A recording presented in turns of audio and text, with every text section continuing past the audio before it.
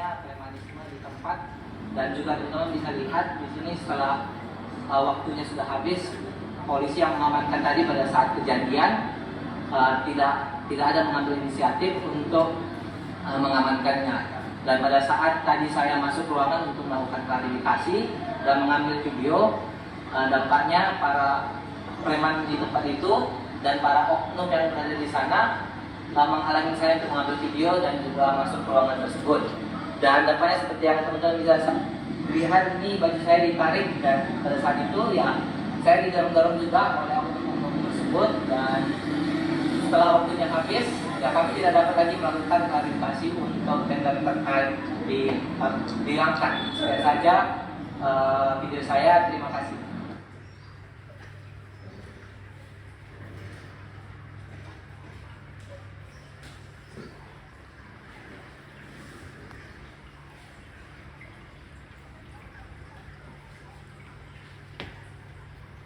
Salam hormat Pak Luhut Binsar Panjaitan, Pak Mahfud MD, Pak Kapolri, Pak Mendagri, Pak Kapoldasu.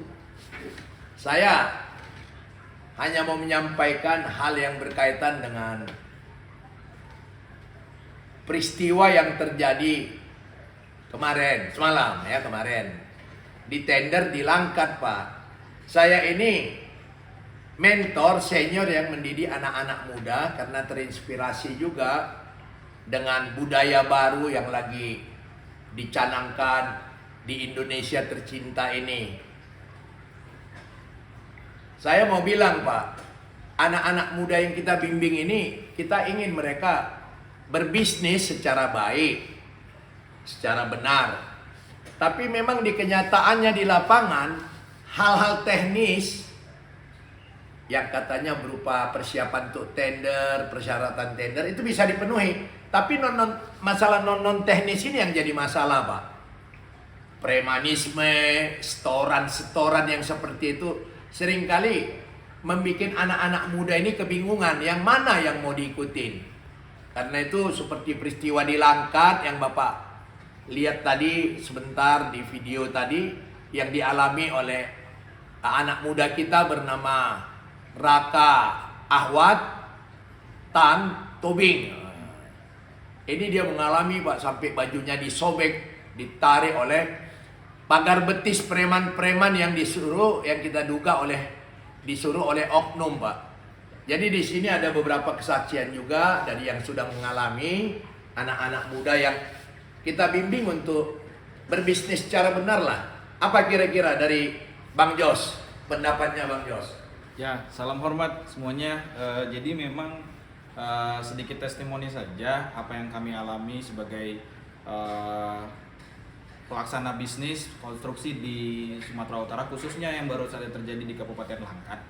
Jadi ini bukan kali pertama, 2 bulan lalu kejadian juga hal yang sama ketika kami diundang pembuktian kualifikasi secara resmi oleh panitia lelang. Kami tidak bisa memasuki ruangan panitia sampai batas akhir waktu pembuktian kualifikasi karena adanya pagar betis preman-preman yang kami sinyalir, kami duga dibayar dan disuruh oleh beberapa oknum-oknum, entah itu kepala dinas, entah itu bupati, dan entah itu pejabat-pejabat lainnya yang ada di Kabupaten Langkat. Jadi kejadian juga yang baru saja terjadi untuk kedua kalinya, yang juga peristiwa mirip dan tidak ada perubahan sama sekali.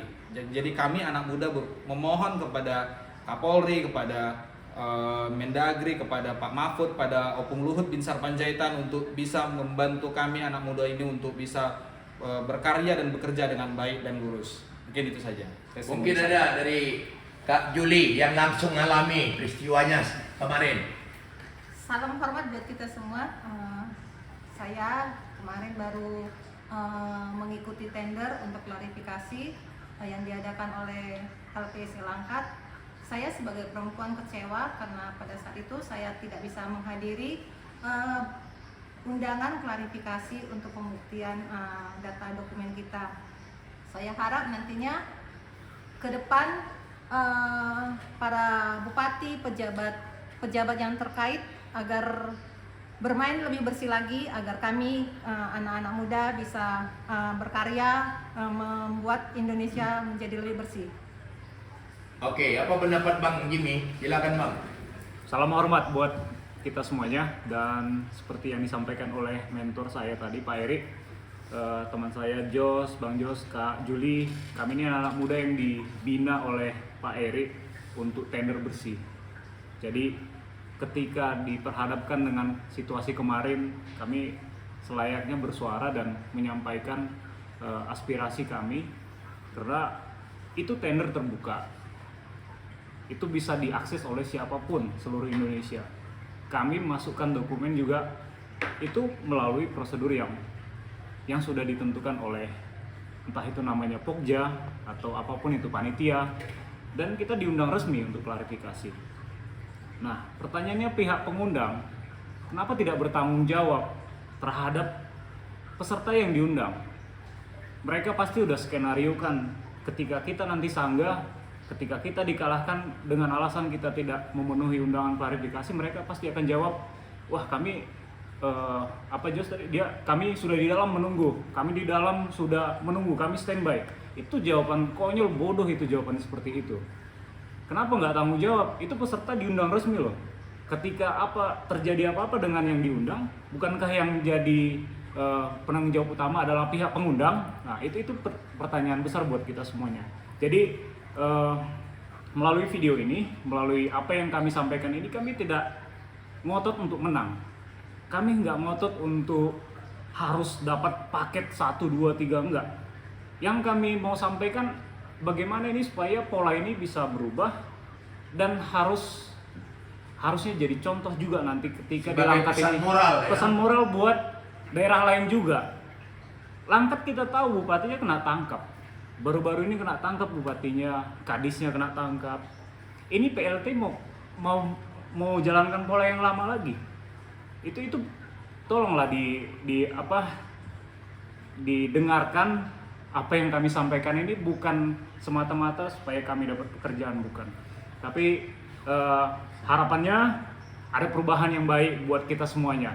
Kalau untuk teknis, kami anak-anak muda ini diajarkan untuk tender yang bersih, kami bisa lengkapi dokumen perusahaan kami. Tapi ketika kami nggak layak menang pun, kami siap. Tapi ketika kami harus menghadiri undangan klarifikasi, kami hadiri, dan ketika nggak diberikan akses oleh oknum-oknum yang tadi, preman-preman yang kita tahu mereka itu orang-orang kecil yang disuruh oleh preman aslinya di belakang.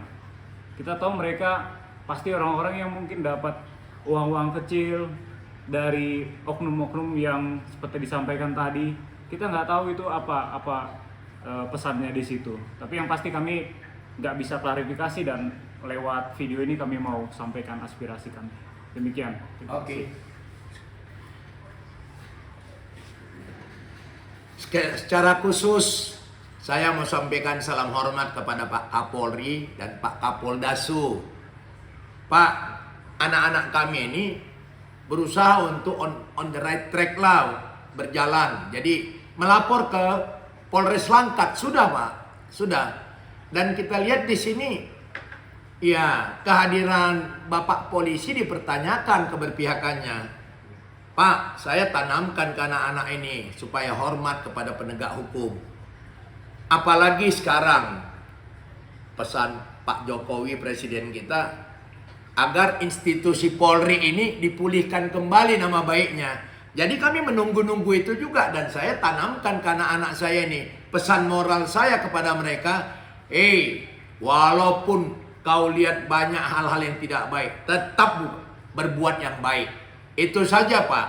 Karena saya orang tua, sudah hampir 60 usia saya kepingin meninggalkan legacy, meninggalkan warisan, nilai-nilai lah ke anak-anak kita ini. Sekali lagi, Pak, salam hormat, salam dari Medan untuk Indonesia yang penuh berkat. Thank you.